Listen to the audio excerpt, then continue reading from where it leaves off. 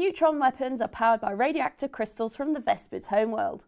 The harmonic thrumming of the wings resonates within the crystals to charge them, making these stingwings incredibly powerful and deadly on an atomic level. Hello, and in this video, I'll be giving you a couple of handy tips and tricks that you might find useful for painting your very own Vespid weapons. So let's get started. Here is a list of the paints and equipment we'll be using, but if you want to change up any of the colours slightly, you are welcome to do so. You can also see the paints list in the description below. For this guide, I'll be undercoating these Vespids in Chaos Black to really show the details off, but it doesn't matter what colour you use for your own schemes. Right, let's start by painting the green glowing crystals. These radioactive crystals glow with a sickly green, so we'll start with the darkest parts by applying Caliban green in a couple of coats, using a small layer brush. Seeing these crystals are very small, it shouldn't take long, but you should be careful when painting, especially if you've painted the weapons or the rest of your stingwing. If you want to know more about painting the rest of your Vespids, we have some other videos you can check out. With our base coat down, we can start adding more bright and sickly greens to the crystal ends and tips. With this colour, I'll just pick out 3/4 of the crystal, leaving the base of the crystal embedded in the gun still in Caliban green. A layer or two will be plenty, seeing how small these crystals are. This will start making the ends of the crystals brighter and set the tone for these energy-packed rocks. Now we can look at adding moot green just to under half of each crystal, towards the ends, just like I'm doing here. Just make sure that you aren't applying too much paint in one go, and that the brush has a nice shape to it, so you have more control.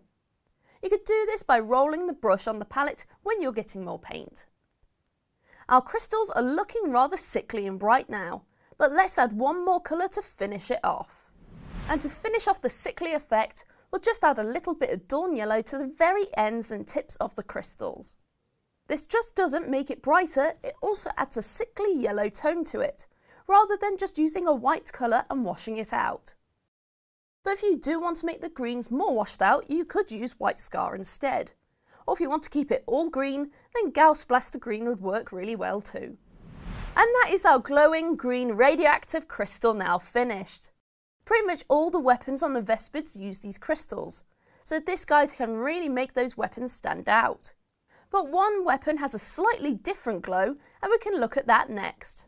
Just like with our crystals, we want to base coat the ridges and the lenses of the railgun with Cantor Blue.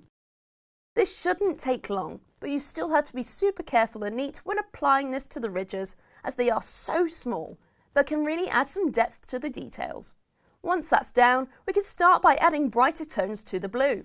Next, we'll use Temple Guard Blue in a very small line around the edges of the railgun ridges, and towards the bottom of the lenses in a curved U shape.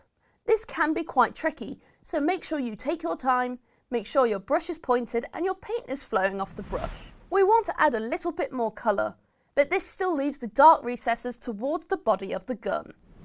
Then, to keep going, we'll add some blue horror towards the edges of the ridges closest to the middle. Then we'll also use this in small amounts for the lens too. Just pick out the bottom line and a small dot towards the opposite corner like so.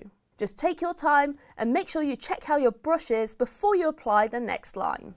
And then to finish off, we'll paint the tips and the corners of the ridges with white scar. For the lens, we just have to make 2 small dots in opposite corners to show where the light is reflecting the most, making it look like glass.